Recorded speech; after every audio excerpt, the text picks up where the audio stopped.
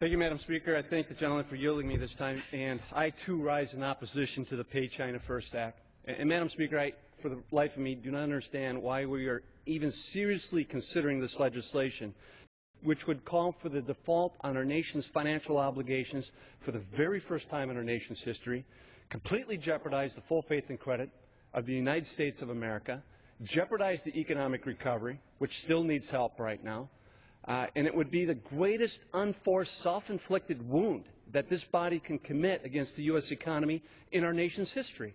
But let's be clear, this has very little to do about true fiscal responsibility.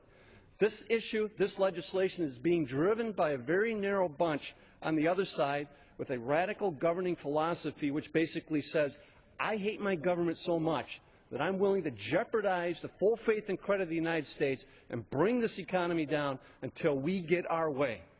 That's what's driving this legislation right now. That's the jeopardy that we face with it. And I doubt that this has a serious chance of passing. But what the answer to this is for us to go to conference on the budget resolutions that have now passed the House and the Senate and start talking and listening to each other to find the common ground we need to reach a long-term deficit reduction agreement. But defaulting on some of our obligations will mean putting great doubt in the rest of the investors in the United States in regards to who will be next. And that's what this legislation is promising. A default with some, a payment of China and others at the expense of the U.S. economy. I encourage my colleagues to vote no on this ill-conceived legislation, and I yield back.